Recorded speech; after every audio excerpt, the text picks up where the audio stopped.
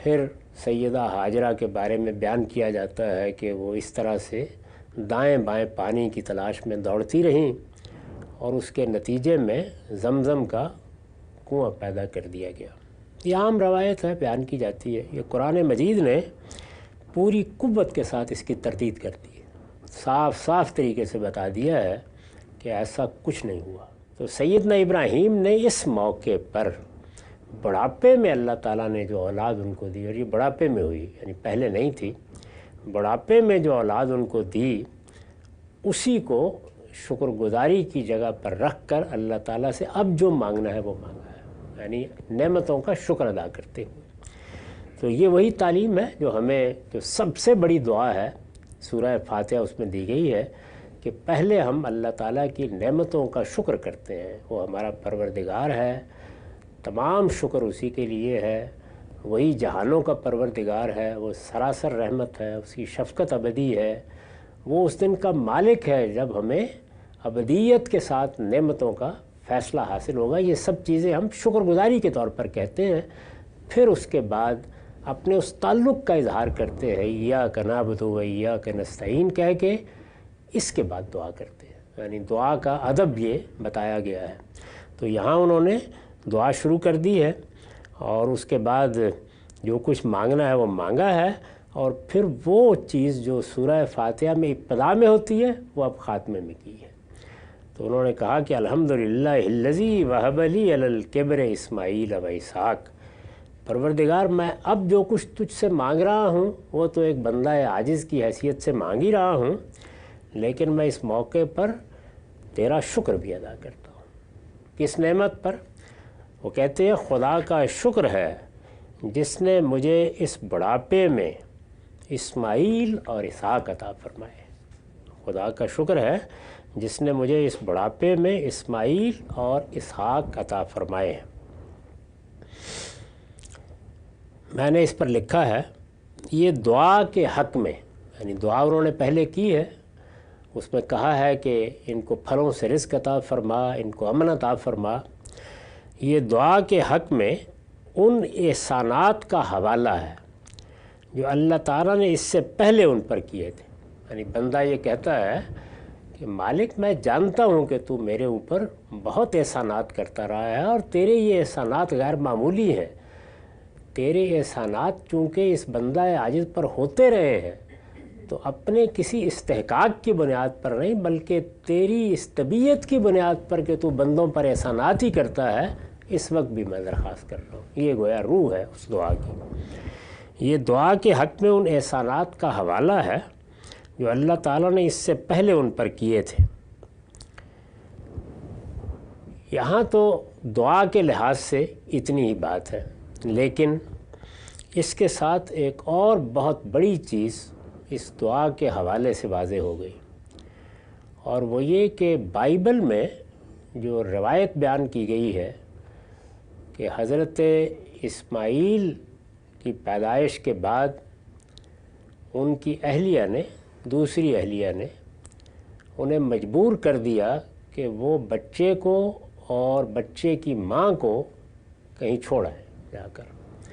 چنانچہ وہ گئے اور انہوں نے جا کے ایک وادی غیر ذی زرع میں کہیں بیابان میں ان کو چھوڑ دی۔ یہ روایت ہمارے ہاں بھی عام ہو گئی ہے اور ہر ممبر پر سنائی جاتی ہے۔ یہ بخاری میں بھی نقل ہو گئی ہے کہ اس طریقے سے ابراہیم علیہ السلام نے نوزائیدہ بچے کو اس کی ماں کے ساتھ تنہا ایک جنگل میں جا کر چھوڑ دیا، اور اللہ کے حکم پر چھوڑ دیا، اور اس کا نتیجہ یہ نکلا کہ وہاں ان کے لیے نہ کوئی کھانے کی چیز تھی نہ پینے کا پانی تھا۔ پھر سیدہ حاجرہ کے بارے میں بیان کیا جاتا ہے کہ وہ اس طرح سے دائیں بائیں پانی کی تلاش میں دوڑتی رہیں اور اس کے نتیجے میں زمزم کا کنواں پیدا کر دیا گیا۔ یہ عام روایت ہے، بیان کی جاتی ہے۔ یہ قرآن مجید نے پوری قوت کے ساتھ اس کی تردید کر دی ہے، صاف صاف طریقے سے بتا دیا ہے کہ ایسا کچھ نہیں ہوا۔ ابراہیم اور اسماعیل یہاں کس موقع پر آباد کیے گئے؟ جب اسحاق پیدا ہو چکے تھے۔ یہ واضح کر دیا ہے خود اس دعا کے الفاظ نے۔ وہ کہتے ہیں، یعنی اس وقت دعا کر رہے ہیں جب وہ آباد کر رہے ہیں، اس دعا میں وہ الفاظ ابتدا میں آ گئے ہیں کہ ربنا انی اسکنت من ذریتی، میں نے آباد کر دیا ہے، بالکل آباد کرتے وقت کی دعا ہے۔ یہ بات تو کوئی عاقل آدمی نہیں کہہ سکتا کہ آباد تو وہ 10 سال پہلے کر چکے تھے، دعا آپ کرنے کے لیے کھڑے ہوئے ہیں۔ اس وقت کی دعا ہے، وہ قرآن نے واضح کر دیا ہے۔ اس موقع پر وہ اللہ تعالیٰ کے جن احسانات کا حوالہ دے رہے ہیں، اس میں سب سے بڑی چیز جو انہوں نے کہی وہ یہ کہ اس بڑھاپے میں پروردگار تو نے مجھے اسماعیل دیا اور اسحاق عطا فرمایا۔ تو اب یہ بات تو بالکل واضح ہو گئی کہ اس وقت جب کہ وہ دعا کر رہے ہیں اور اپنی اولاد کو وہاں آباد کر رہے ہیں، اسحاق پیدا ہو چکے ہیں، ورنہ تو ان کا ذکر کرنے کی کوئی وجہ نہیں ہے۔ تو اس کو میں نے پھر واضح کیا ہے کہ اس سے ضمناً، یعنی دعا تو اس پہلو سے ہے کہ احسانات کا انہوں نے ذکر کیا ہے تاکہ اللہ تعالیٰ کی شکر گزاری کا اظہار کریں اور جو اب مانگنا ہے مانگیں۔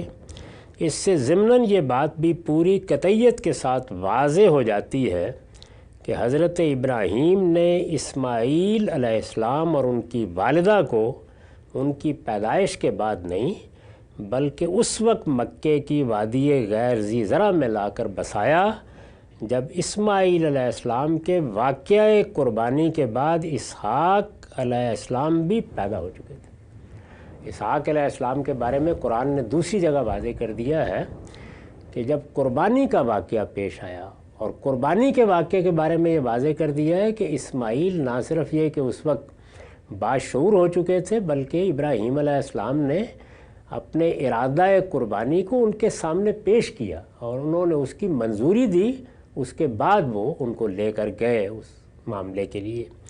تو یہ بات بھی قرآن نے واضح کر دی، اور یہ بھی قرآن نے واضح کر دیا ہے دوسرے مقامات پر کہ جب قربانی کا واقعہ پیش آیا تو اللہ تعالیٰ نے ان کو 2 نعمتیں دیں، یعنی ان کے غیر معمولی اقدام کے نتیجے میں۔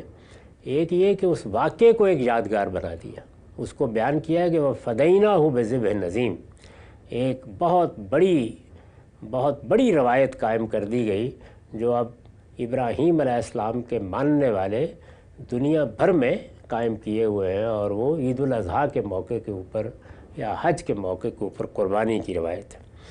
تو ایک طرف یہ کیا، اور دوسری جانب یہ بتایا ہے کہ ہم نے اس موقع کے اوپر اس کو ایک اور فرزند کی بشارت دی، اور وہ کون ہے؟ وہ حضرت اسحاق ہے۔ تو یہ بالکل ایک طے شدہ حقیقت ہے تاریخی طور پر بھی اور قرآن کے بیانات سے بھی کہ اسحاق علیہ السلام کی بشارت ہی اس واقعے کے بعد دی گئی۔ پیدا ہونا تو بعد کا معاملہ ہے، اس کے بعد پیدا ہوئے، اور اسماعیل اس قابل تھے کہ بیت اللہ کے خادم اور متولی کی حیثیت سے اپنی ذمہ داریاں پوری کر سکیں۔ یہ تو قرآن کا بیان ہے اور قرآن کی تصریحات ہیں، عقل عام بھی یہی کہتی ہے۔ یعنی سوال یہ ہے کہ وہاں آباد کرنے کے لیے اللہ تعالیٰ نے کیوں کہا؟ اس لیے کہ بیت اللہ بنا دیا گیا ہے، یہ اللہ تعالیٰ کی عبادت گاہ ہے، یہ دنیا کا سب سے بڑا معبد ہے، اس کو توحید کے مرکز کی حیثیت سے قائم رہنا ہے، اس کی تولیت کے لیے آباد کیا گیا ہے، تو تولیت کے لیے نوزائیدہ بچے کو آباد کیا جائے گا۔ اسماعیل اس قابل ہوئے تو پھر وہ آباد کیے گئے۔ تو یہ سارا واقعہ قرآن مجید کی روشنی میں اس وقت پیش آیا، اس لیے یہ محض افسانہ ہے جو ہمارے ہاں بائبل کی اتباع میں عام ہوا اور پھر روایتوں میں بھی آ گیا۔ اس وقت اس سے زیادہ گفتگو کی ضرورت نہیں، اگر اس کی مزید تفصیل دیکھنی ہو تو امام حمید الدین فراہی کی جو بے نظیر تصنیف ہے الرائے الصحیح فی من هو الظبی، ظبی کون تھا، اس کو پڑھیے، اس میں دیکھیے کہ کس زوردار طریقے سے انہوں نے یہ سارے حقائق واضح کر دیے ہیں۔ تو انہوں نے اس موقع پر کہا کہ پروردگار تیرا شکر ہے، اس خدا کا شکر ہے جس نے مجھے اس بڑھاپے میں اسماعیل اور اسحاق عطا فرمائے ہیں۔ ان ربی لسمیع الدعا، اس میں کچھ شک نہیں کہ میرا پروردگار دعا کا سننے والا ہے۔ یعنی یہ انہوں نے گویا سفارش کے طور پر پیش کیا ہے کہ یہ شکر گزاری کا تھوڑا سا اظہار ہے، مالک میں تیرا شکر گزار بندہ ہوں، اس لیے اس موقع پر بھی جو مانگ رہا ہوں وہ مجھے عطا فرمایا جائے۔ یہی عاجزی ہوتی ہے جو بندے کو سامنے رکھنی چاہیے۔